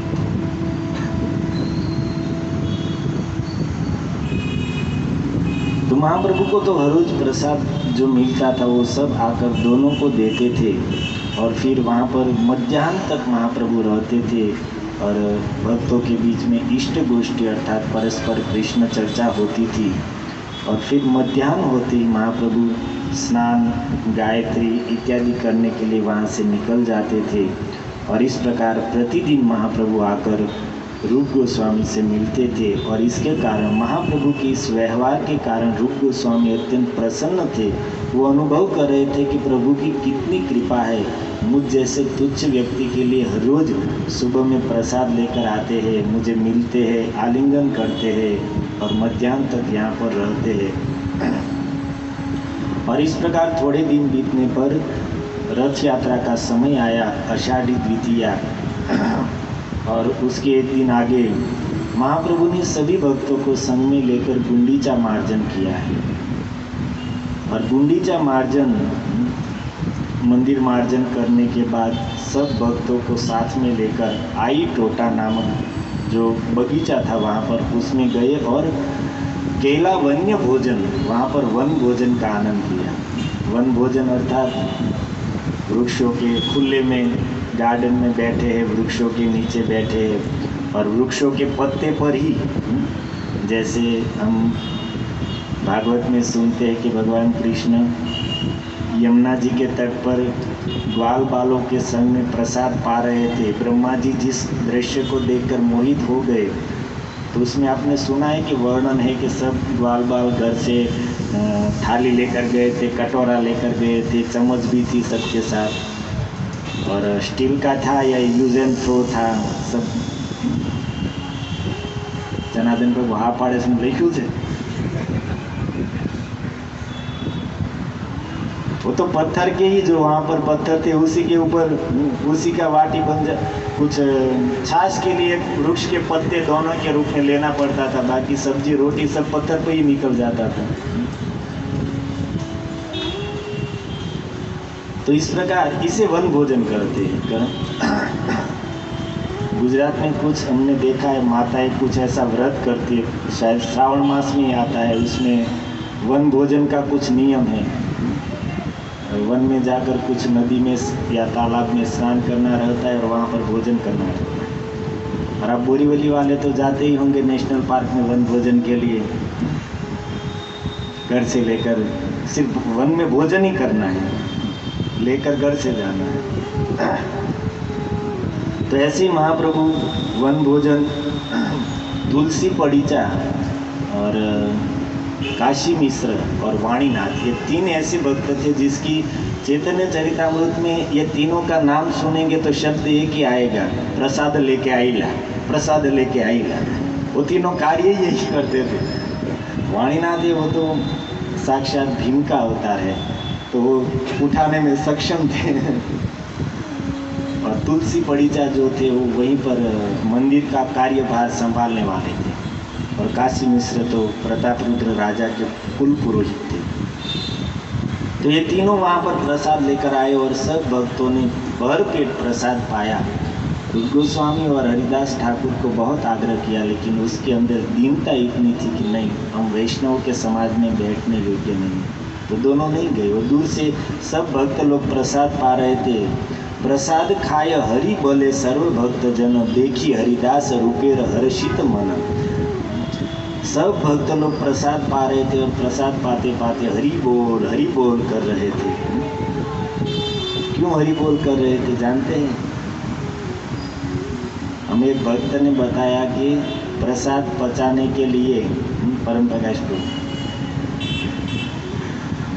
ये सब जो गोलियां आती है वो सब उससे हजम नहीं होगा। क्या आता है हाजमोला और जो भी आता है पाचन के लिए। रास बिहारी मंदिर में एक भक्त है, एक ही भक्त है जो परम पूज्य गौर गोविंद स्वामी महाराज के शिष्य है। और आप लोग कभी आएंगे तो उसको न जानते हुए भी पहचान लेंगे। पूरे इस्कॉन में उसके जितने बड़े तिलक करने वाले आज तक हमने नहीं देखे। गोविंद देव है वो यहाँ तक केशव देव तक पहुँच जाते हैं, सब पूरा शरीर एक दूसरे का स्थान ले लेते, ऐसा लगता है। तो उसको प्रभु जी को थोड़ा पेट का थोड़ा प्रॉब्लम है, तो हम उसके लिए घर से कुछ प्रसाद बनाकर लेकर गए थे। और प्रभु जी मिले नहीं। उसका नियम है अल्टर में सेवा करते हैं और किसी से कभी बोलते नहीं हैं। बिल्कुल उसको देखने में महाराज जी की छवि लगती है। हम उसके साथ बैठे थे तो वो बता रहे थे, पूछा कि प्रभु जी आप कैसे महाराज जी के संपर्क में आए, कैसे साधु बने। अरे प्रभु जी क्या कहे, हम पहली बार जब महाराज जी से मिले गौर गोविंद स्वामी महाराज से, तो पहले तो हमें लगा कि भाई ये सन्यासी ऐसे थोड़े होते, ये दाढ़ी मुंडन चकाचक है और सन्यासी तो बड़ी बड़ी दाढ़ी वाले होते और गाड़ी में थोड़े घूमते हैं। फिर हमने महाराज जी का एक लेक्चर सुना और इतना मैं प्रभावित हुआ महाराज जी के मुख से कथा सुनकर कि मैं वहाँ से गया सीधा लिंगराज मंदिर में और वहाँ से भगवे वस्त्र लिए, लाल कपड़े और सीधे पहन लिए, अपने आप पहन लिए और लाल कपड़े पहनकर मैं मंदिर गया। अब मंदिर वालों को लगा कि ये कोई दूसरे मंदिर से आए हुए कोई संत है, तो वो लोग मेरी सेवा करने लगे। तो मैं तो कई दिन वहीं पर मंदिर पर ही रहने लगा। फिर उन लोगों ने धीरे धीरे पूछना चालू किया कि भाई आप कौन से मंदिर से आए हैं। उसने कहा कि भाई मैंने तो इसके सिवा दूसरा मंदिर देखा ही नहीं। अच्छा आप यहीं पर आए? हाँ। तो ये लाल कपड़े कैसे पहने?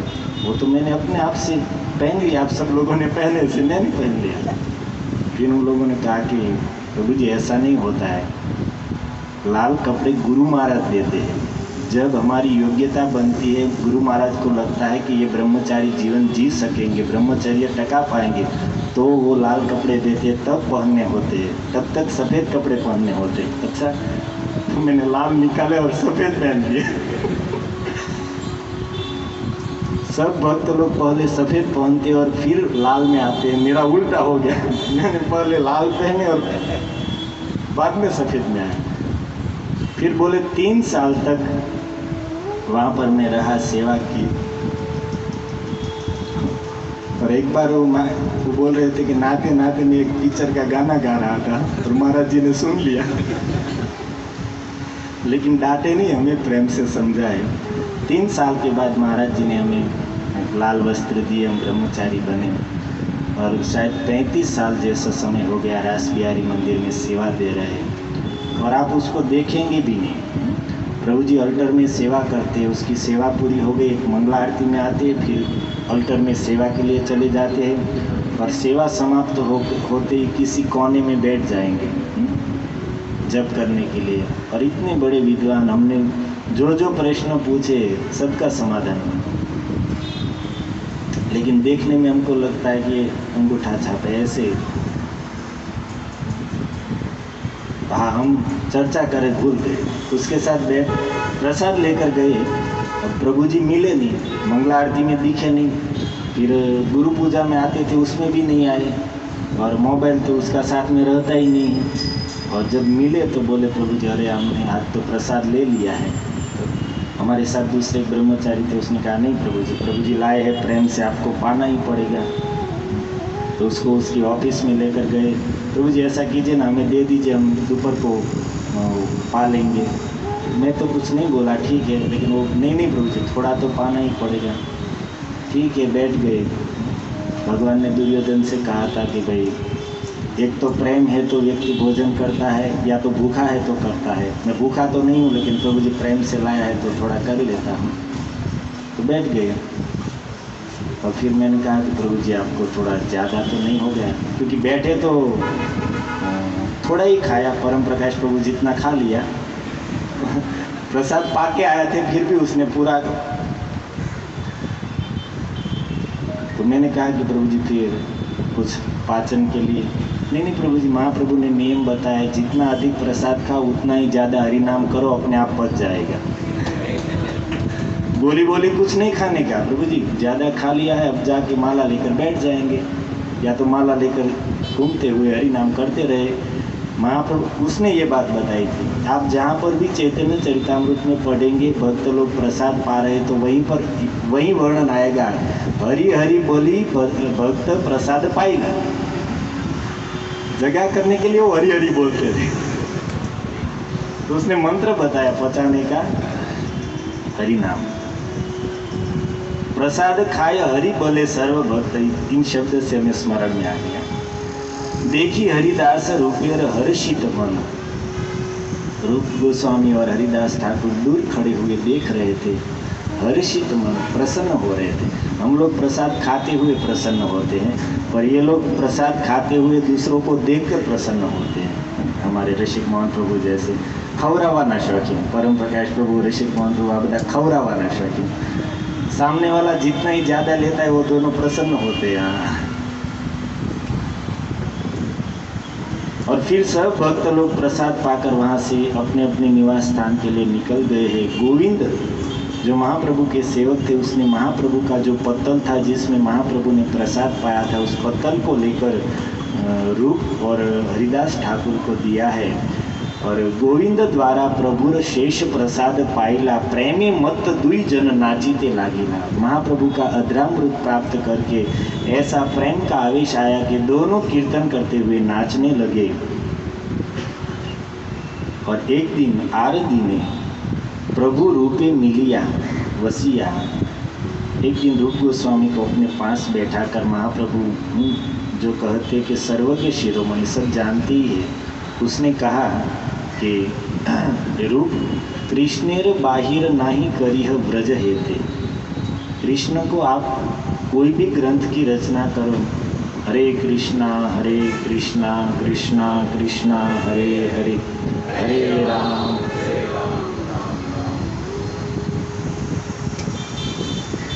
महाप्रभु कहते हैं कि रूप आप कृष्ण को कभी व्रज से बाहर नहीं ले जाना। कोई भी ग्रंथ की रचना करो, लेकिन कृष्ण कभी व्रज को छोड़कर बाहर नहीं जाते। और प्रमाण के रूप में महाप्रभु ने एक श्लोक कहा है कि कृष्ण अन्यो यदु संभूतो यह पूर्ण सो अस्त्य पर। वृंदावनम परित्यज्य स्व क्वचित नैव गच्छति। हे रूप, वसुदेव के पुत्र के रूप में जिस कृष्ण ने जन्म लिया था, वह वसुदेव कृष्ण, वो मथुरा में और द्वारका में जाकर लीला करते। लेकिन जो नंद नंदन के रूप में प्रकट हुए हैं, वह कृष्ण वृंदावन परित्यज्य पादम एकम न गच्छति। वृंदावन को छोड़कर कहीं नहीं जाते हैं। इसलिए तुम व्रज के कृष्ण को कभी व्रज से बाहर नहीं निकालना। अर्थात महाप्रभु ने स्पष्टता की कि व्रज की लीला को अलग रूप से लिखो और द्वारिका लीला को अलग रूप से लिखो। तुम एक ही ग्रंथ में लिखोगे तो यही वर्णन करना पड़ेगा कि कृष्ण व्रज से मथुरा गए और वहाँ से द्वारिका गए। इससे अच्छा है दोनों अलग अलग ही लिखो। तो रूप गोस्वामी समझ गए कि यही आज्ञा सत्यभामा जी ने दी थी और महाप्रभु ने भी यही आज्ञा दी। तो वहीं से रूप गोस्वामी वहीं पर नीलाचल में रहते हुए उन दोनों को अलग अलग रूप में लिखने का विचार करके दोनों के मंगलाचरण की भी अलग अलग रचना कर ली, दोनों की प्रस्तावना अलग अलग बना ली और कुछ लेखन कार्य भी थोड़ा थोड़ा प्रारंभ कर दिया। और तब तक रथ यात्रा का समय आया है। और रथ यात्रा में आप सब जानते ही हैं कि किस प्रकार महाप्रभु जगन्नाथ जी के सामने भक्तों के संग में उदंड नृत्य करते थे। प्रेम में जो लक्षण प्रकट होते थे, सब लोग अचंभित हो जाते थे महाप्रभु के उस प्रेम को देखकर।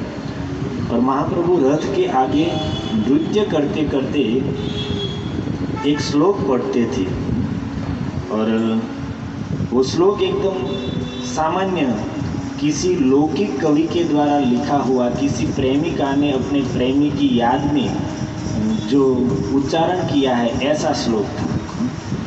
तो सामान्य एक श्लोक प्रभु पढ़े कीर्तन केन श्लोक पढ़े यहाँ केह नहीं जाने, ऐसा लौकिक कवि के द्वारा रचा हुआ और किसी प्रेमिका को अपने प्रेमी के विरह में जो उद्गार है, महाप्रभु इस श्लोक को क्यों पढ़ते हैं? इस कोई भक्त लोग समझ नहीं पाते थे कि महाप्रभु ऐसा श्लोक क्यों पढ़ रहे हैं। सबे एका स्वरूप गोसाई श्लोकेर अर्थ जाने, एकमात्र स्वरूप दामोदर गोसाई थे, वो एक जानते थे कि महाप्रभु ये क्यों पढ़ रहे हैं, और महाप्रभु के भाव के अनुरूप पद गान करके महाप्रभु के रस की पुष्टि करते थे। परंतु रूप गोस्वामी प्रभुर जानिला अभिप्राय, रूप गोस्वामी जान गए कि महाप्रभु ये श्लोक बोल रहे, इसके पीछे क्या भाव है। तो तुरंत ही वो अपने निवास स्थान पर गए और महाप्रभु किस भाव से इस श्लोक को बोल रहे हैं, उसने उस श्लोक की रचना की और श्लोक लिखकर फिर वो छत, क्या कहते ऊपर छत में, अपने गुजराती मोपारामा, वो तालपत्र में लिखा और उसको ऐसे छत में लगाकर फिर समुद्र स्नान के लिए निकल गए। और उसी समय महाप्रभु यहाँ पर आए हैं और उसकी दृष्टि गई तो उसको तालपत्र को निकाला और उस श्लोक को देखा, और श्लोक देखते ही महाप्रभु तालपत्रे श्लोक लिखी, श्लोक पढ़ी प्रभु सुखे प्रेमाविष्ट हेला, प्रेम में आविष्ट हो गए महाप्रभु। हेन काले रूप गोसाई स्नान करी आईला, रूप गोस्वामी स्नान करके आए हैं और प्रभु प्रेमे प्रभु तारे चापट मारी कही, एक चापट प्रेम से मारा है। पूरे चैतन्य चरितामृत में महाप्रभु ने हाथ चलाया हो ऐसा एक ही प्रसंग, अन्य सब अवतारों में तीर चलाए हैं, चक्र चलाए हैं, हाथ भी चलाया है। ब्रज में तो ठाकुर जी ने कुछ अस्त्र शस्त्र लिया नहीं था, जिसको मारते थे या चापट से या मुक्के से ही मारते थे, लेकिन गौर अवतार में सिर्फ एक ही वर्णन है, महाप्रभु ने किसी को मारा हो और वह भी प्रेम से, रूप गोस्वामी को। गुड मोर हृदय तुम्हें जानिला की मन, मेरे हृदय के गुड भाव को तुमने कैसे जान लिया। महाप्रभु का जो श्लोक था, उस भाव था, उसके अनुरूप रूप गोस्वामी ने जो श्लोक लिखा था, जिसमें राधा रानी नांदी मुखी जो गर्गाचार्य की पुत्री थी उसके साथ चर्चा कर रही है। कुरुक्षेत्र में जब भगवान कृष्ण से 100 साल के बाद ब्रजवासियों का मिलन हुआ है, उस समय राधा रानी नांदी मुखी से कहती है कि अरे सखी, मैं वही राधा हूँ और ये हमारे प्रियतम वही कृष्ण है, और हम दोनों का मिलन वैसा ही है जो पूर्व में होता था, और यहाँ पर भी वैसी ही चमेली इत्यादि के सुगंधित पुष्प है, वृक्ष है, वृंदावन जैसा ही यहाँ पर वातावरण है। लेकिन फिर भी वहाँ पर कृष्ण की जो मुरली सुनकर यमुना के तट पर मुझे जो सुख मिलता था, वो सुख यहाँ पर नहीं मिल रहा है। मैं वही राधा हूँ और कृष्ण वहीं पर वही है, दोनों वही है, लेकिन वहाँ पे जो सुख था वो सुख यहाँ पर नहीं मिल रहा है। ये भाव से युक्त महाप्रभु राधा रानी के भाव में श्लोक गा रहे थे। रूप गोस्वामी ने उसके भाव को पकड़ लिया तो महाप्रभु कहते कि तुमने कैसे जाना मेरे हृदय के भाव को। क्या हो गया?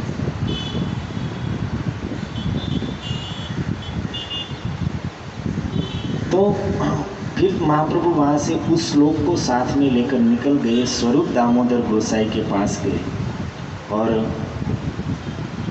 स्वरूपेर परीक्षा लागी ताहारे पूछिला। स्वरूप दामोदर गोस्वामी से पूछने लगे कि मोर अंतर वार्ता रूप जानिला के मने, मेरे मन की बात को रूप ने क्यों कैसे जान लिया। स्वरूप कहे जानिला कृपा करिया छे आपने। तो स्वरूप दामोदर कहते हैं कि आपने कृपा की होगी तभी वो जान पाए होंगे। आपकी कृपा के बिना न कोई आपके स्वरूप को जान सकते हैं, न कोई आपकी लीला के रहस्य को समझ सकते हैं, तो आपके मन की बात तो जान ही कौन सकता है। रूप गोसाई ने आपके मन की बात जान ली है, इससे यही अनुमान लगता है कि आपने उसके ऊपर कृपा की है।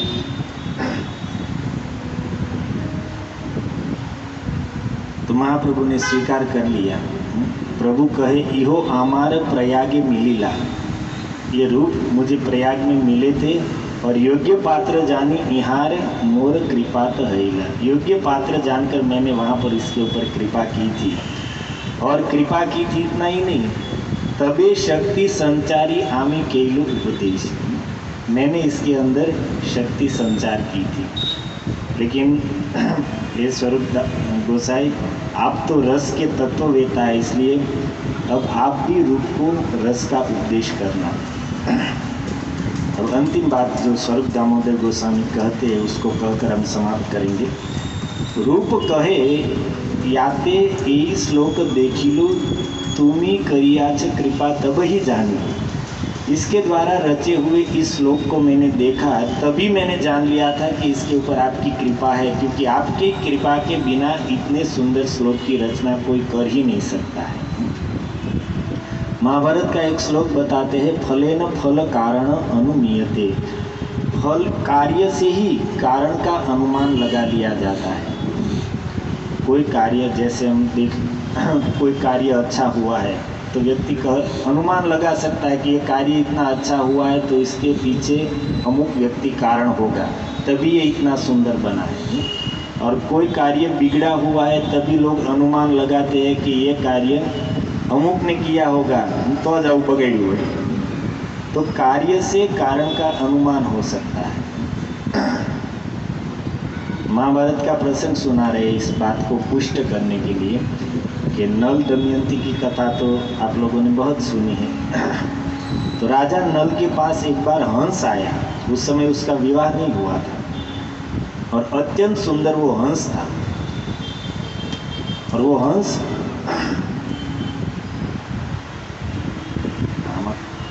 करंट आ रहे थोड़ा कोई बात नहीं, તમને એમ થાય કે આપણે બીજું ઊંઘતા કેમ ઝટકા કેમ મારે અહીં આજે।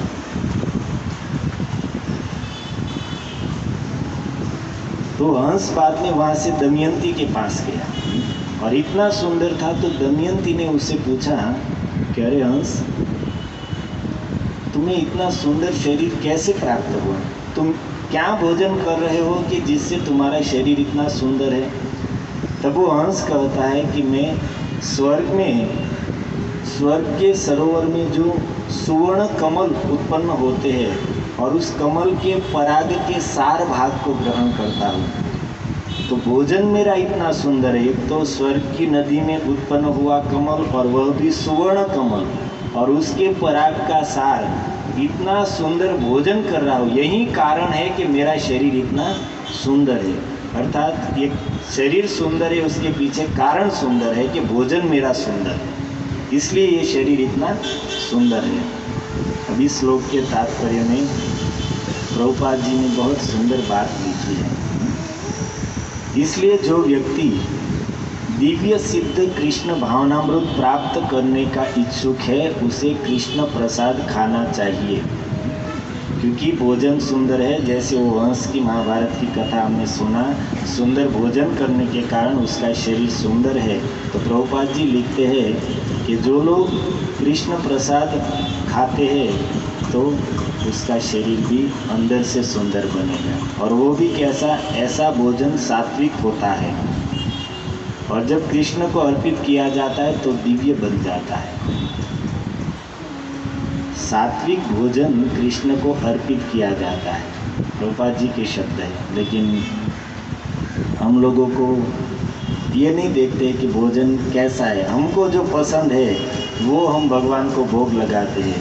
फिर रजोगुणी हो, तमोगुणी हो, या बाहर से लाया हुआ हो, पवित्र है अपवित्र, वो हम नहीं देखते हैं। और फिर भोग लगाकर प्रसाद के नाम से प्रेम से खाते हैं, लेकिन भगवान ग्रहण नहीं करते ऐसे प्रसाद।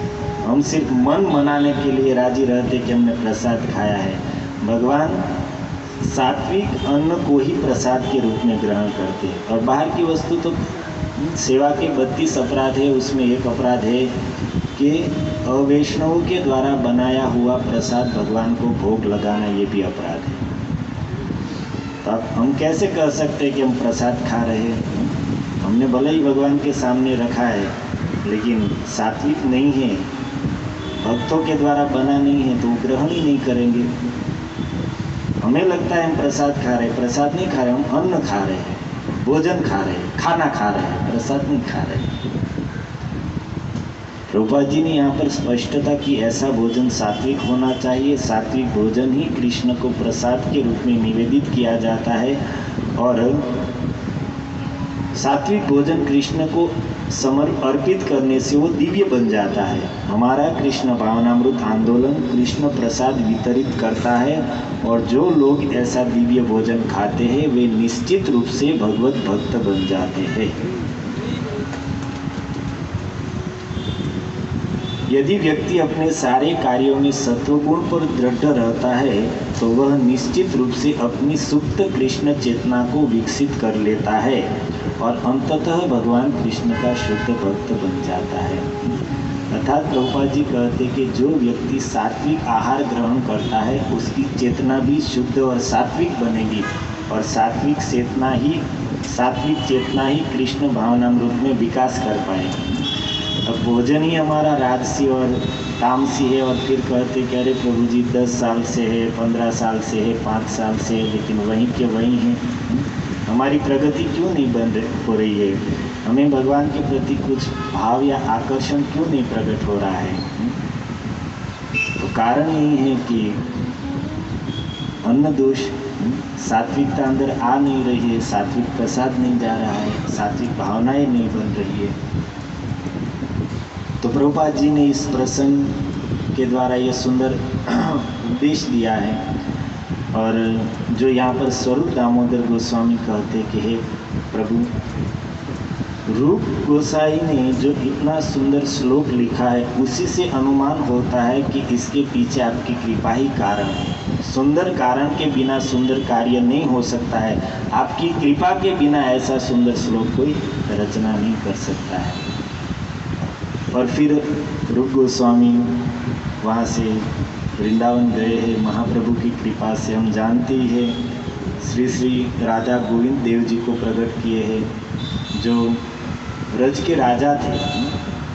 गोविंद देव जब ब्रज से जयपुर चले गए तब बांके बिहारी हाईलाइट में आए और राजा बन गए। जब तक गोविंद देव जी ब्रज में थे तब तक बांके बिहारी का आज जो जितना उसका वैभव है, ऐश्वर्य, ऐसा नहीं था। गोविंद देव जब तक थे तब तक उसी का राजाशाही था। लेकिन गोविंद देव जाने के बाद बांके बिहारी जी राजपद पर वो आ गए। तो गोविंद देव जी को श्री रूप गोस्वामी ने प्रकट किए और अनेक ग्रंथ लिखे हैं और उसमें हम लोगों के लिए 2 ग्रंथ रूप गोस्वामी के, और सब तो लीला से युक्त ग्रंथ है, लेकिन 2 ग्रंथ है। शिक्षाप्रद उपदेशामृत, जिसका तो हम लोग कई बार पाठ करते ही है और हकीकत में अमृत ही है। उपदेशामृत जो नाम है, अमृत के समान उपदेश। सिर्फ कितने श्लोक है? 11 श्लोक है कि 12 है? 11 श्लोक है और एक एक श्लोक में अद्भुत पहले ही बता दिया कि वाचो वेगम मनसः क्रोध। भक्ति मार्ग का प्रवेश द्वार है इंद्रियों के वेगों को रोक लेना। वहीं से भक्ति का प्रारंभ होता है, सब वेगों को रोकना। और फिर दूसरे श्लोक में बताया कि कैसे 6 दोषों के कारण भक्ति नष्ट हो जाती है। उत्साह, निश्चय इत्यादि 6 गुणों के द्वारा भक्ति वर्धित होती है। भक्तों के साथ 6 प्रकार से ददाति, प्रतिगृह्णाति इत्यादि वैष्णव के साथ संबंध रखने से कृष्ण में प्रीति दृढ़ होती है। फिर वैष्णव के साथ कैसा संबंध करना? कृष्णेति यस्य गिरि, जिसके मुख में कृष्ण नाम है उसका आदर करना है। जिसने दीक्षा ली है, कृष्ण की सेवा में लगे हैं, उसको प्रणाम करना है। और जो भक्ति में आगे बढ़े हुए हैं, कई सालों से सेवा में और भक्ति के कार्यों में लगे हुए हैं, ऐसे वरिष्ठ भक्तों की सेवा करनी है। लेकिन संग किसका करना है? भले ही वरिष्ठ है लेकिन अन्य निंदादि शून्य हदिम ईप्सित संग लग गया। संग तो उसी का करना है कि जिसके हृदय में अन्य के प्रति निंदा ईर्ष्या नहीं है। इन सब दोषों से मुक्त हो गए हैं, उसका संग करना है। वरिष्ठ भक्त है, ठीक है, उसकी सेवा करो, लेकिन उसके हृदय में दूसरे के प्रति ईर्ष्या मात्सर्य है तो संग से दूर रहो। सेवा कर लो भाई, लेकिन संग नहीं करना है। संग तो उसी का करना है। जैसे प्रहलाद जी ने कहा है कि संगे न साधु भक्ता नाम, भक्तों का संग करना। लेकिन कैसे भक्तों का? साधु भक्तों का। सिर्फ भक्त नहीं कहा, साधु भक्तों का, अर्थात जिसमें साधुता है, ईर्ष्या द्वेष कपट इत्यादि से मुक्त है, ऐसे भक्तों का संग करना। तो ये सब रूप गोस्वामी के उपदेशामृत के अद्भुत मोती के समान श्लोक है। और भक्ति रसामृत सिंधु के बारे में क्या कहा जाए? भक्ति का आध्यात्मिक जगत का कोई रस नहीं छोड़ा है, भक्ति का कोई अंग नहीं छोड़ा है। भागवत ने तो 9 ही अंग बताए, लेकिन रूप गोस्वामी ने 64 अंग भक्ति के वर्णन किए। और एक ऐसा ग्रंथ है भक्ति रसामृत सिंधु कि हमारे सिर्फ गौड़ीय वैष्णवों ने नहीं, सभी वैष्णवों ने, चाहे श्री संप्रदाय हो, निम्बार्क संप्रदाय हो या कोई भी हो, सभी वैष्णवों ने भक्ति रसामृत सिंधु का आदर किया है। जैसे भगवत गीता को सब मानते हैं, ऐसे ही भक्ति रसामृत सिंधु का सबने स्वीकार किया है। तो ऐसे श्री रूप गोस्वामी जिसके हम अनुयायी है, तो उसका तिरुभाव दिन आ रहा है, तो उसी के उपलक्ष्य में हमने आज बाकी इस पुण्य तिथि में रूप गोस्वामी का स्मरण किया। आप नए भक्तों को शायद थोड़ी बात हार्ड भी लगी होंगी, लेकिन अवसर के अनुसार, प्रसंग के अनुसार हमने कुछ करने का प्रयास किया। इसमें कुछ त्रुटि रह गई हो तो आप सभी भक्तों से क्षमा याचना करते हैं। हरे कृष्णा कृष्णा कृष्णा हरे हरे, हरे राम राम राम हरे हरे। श्रील प्रभुपाद की जय। श्रील रूप